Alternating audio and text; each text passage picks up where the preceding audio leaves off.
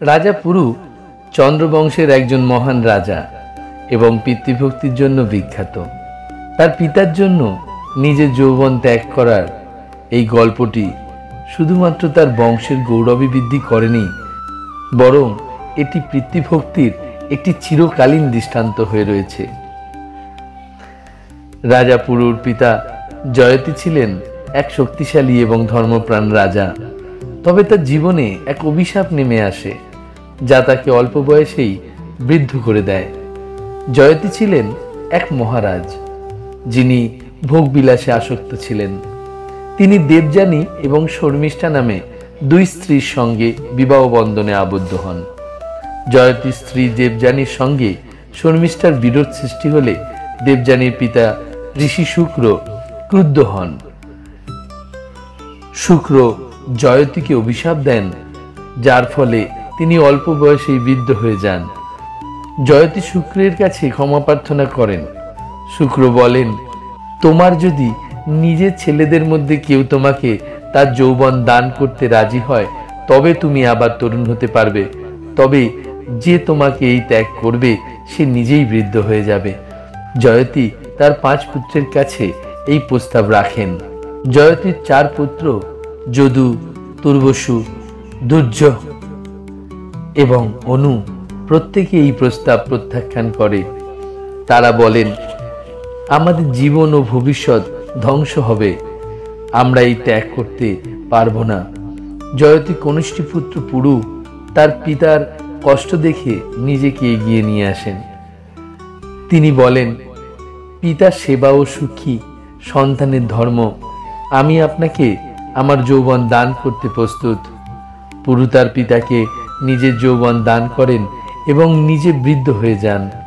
জয়তী তার যৌবন ফিরে পেয়ে আবার রাজ্য শাসন করতে শুরু করেন। তিনি ধর্ম ও ন্যায় প্রতিষ্ঠার জন্য কাজ করেন। বৃদ্ধ হওয়া সত্ত্বেও পুরু কখনো অভিযোগ করেননি। তিনি তার পিতার সুখ ও রাজ্যের কল্যাণকে নিজের জীবনের চেয়ে বেশি গুরুত্ব দিয়েছিলেন। বহু বছর ভোগ বিলাস করার পর জয়তী উপলব্ধি করেন যে ভোগের কোনো শেষ নেই। তিনি আত্মগ্লানিতে দগ্ধ হয়ে পুরুর ত্যাগের গুরুত্ব অনুভব করেন। জয়তী তার যৌবন পুরুকে ফিরিয়ে দিয়ে স্বেচ্ছায় সন্ন্যাস গ্রহণ করেন। তিনি বুঝতে পারেন যে আসল সুখ পবিত্র জীবনযাপনে। জয়তী পুরুকে চন্দ্রবংশের সিংহাসনে অধিষ্ঠিত করেন। পুরুর ন্যায়ের শাসন চন্দ্রবংশকে আরও গৌরবময় করে তোলেন। পুরু প্রমাণ করেছিলেন যে সন্তানের প্রধান ধর্ম হল পিতামাতার সেবা এবং তাদের সুখ নিশ্চিত করা। ত্যাগের মাধ্যমে প্রকৃত সম্মান এবং গৌরব অর্জন করা যায়। জয়তীর গল্প শেখায় যে ভোগের পিছনে ছুটে কখনো প্রকৃত সুখ পাওয়া যায় না। রাজা পুরুর ত্যাগ এবং পিতৃভক্তি শুধু চন্দ্রবংশকেই গৌরবান্বিত করেনি, বরং এটি একটি সার্বজনীন শিক্ষা হয়ে দাঁড়িয়েছে। তার জীবনে আমাদের শেখায় যে ত্যাগ, দায়িত্ব এবং পরিবারের প্রতি ভালোবাসাই মানুষের জীবনের প্রকৃত সম্পদ। এই বিষয়ের উপর ভিত্তি করে আরও একটি গল্প প্রচলিত আছে পুরাণে।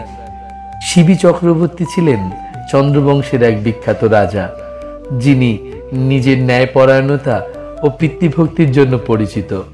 তার জীবনের একটি ঘটনা পরিবার এবং পিতার প্রতি নিঃস্বার্থ ভালোবাসার একটি চিরন্তন উদাহরণ হয়ে রয়েছে। শিবি চক্রবর্তীর পিতা ছিলেন অত্যন্ত ধর্মপরায়ণ এবং ন্যায়পরায়ণ এক রাজা। তিনি তার রাজ্যকে শাসন করতেন সবার মঙ্গলকে অগ্রাধিকার দিয়ে, কিন্তু বয়স বৃদ্ধির কারণে তার পক্ষে রাজ্য পরিচালনা করা কঠিন হয়ে পড়ে। একদিন তিনি সিদ্ধান্ত নেন যে তিনি সিংহাসন তার পুত্র শিবিকে হস্তান্তর করবেন এবং বনের নির্জন আশ্রমে চলে যাবেন। রাজা বলেন, হে শিবি, আমি চাই তুমি রাজ্যের দায়িত্ব গ্রহণ করো। আমার বয়স হয়েছে, এখন আমি বাকি জীবন ধর্মচর্চায় কাটাতে চাই। শিবি এই প্রস্তাবে অত্যন্ত কষ্ট পান। তিনি ভাবতে লাগলেন যে পিতার সেবা ছাড়া আর জীবনের কোনো অর্থ নেই। শিবি তার পিতার সামনে এসে বললেন, পিতাশ্রী, আপনি যদি আমার জন্য এত ত্যাগ স্বীকার করতে পারেন, তবে আমি কেন আপনার ইচ্ছা পূরণ করতে পারবো না? কিন্তু আপনার সেবা ছাড়া আমি কিছুতেই সুখী হতে পারবো না। যদি আপনি সন্ন্যাস নিতে চান তবে আমি আপনার সঙ্গে যাব।